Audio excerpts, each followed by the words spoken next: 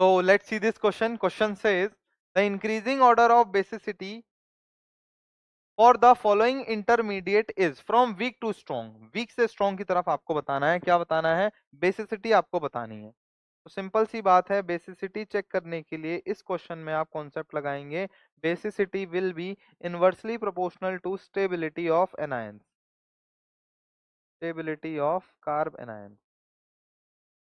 जितना ज्यादा ये स्टेबल होगा उतनी कम बेसिसिटी होगी। क्यों? क्योंकि बेसिसिटी क्या है आपका, अवेलेबिलिटी ऑफ लोन पेयर।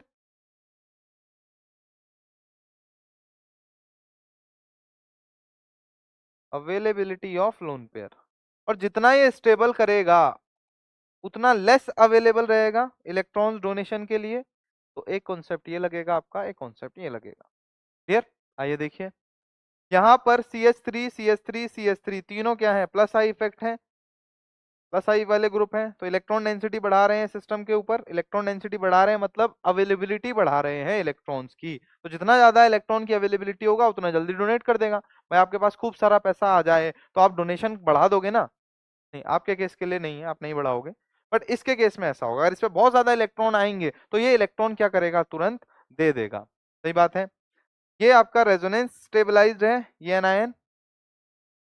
ये आपका sp हाइब्रिडाइज्ड है, ये आपका sp3 है, एंड ये भी आपका sp हाइब्रिडाइज्ड है विद नाइट्रोजन। तो देखिए, सबसे ज्यादा अवेलेबिलिटी लोन पेयर्स की कहाँ है, इलेक्ट्रॉन पेयर्स की कहाँ है, फर्स्ट वाले में। तो फर्स्ट वाला सबसे ज्यादा क्या हो जाएगा, बेसिक हो जाएगा।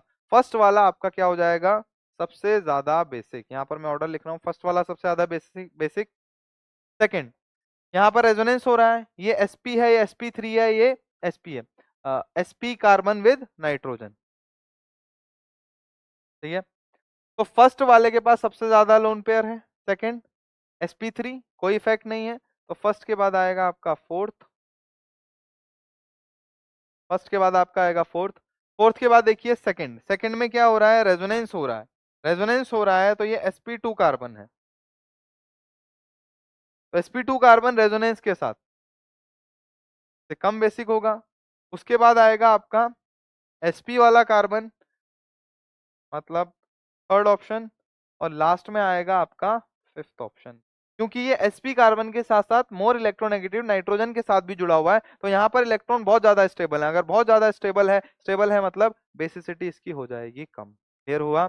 तो आप चलेंगे स्टेबिलिटी ऑफ कार्ब एनायन लेके, तो करेक्ट ऑप्शन क्या आ जाएगा, फर्स्ट सबसे ज्यादा और फिफ्थ सबसे बेकार। सही बात है। फर्स्ट के बाद क्या किया हमने, फोर्थ, फोर्थ के बाद second, first fourth second third first. Correct option क्या आ जाएगा, ऑप्शन नंबर ए। क्लियर हुआ? I hope you got this, thank you.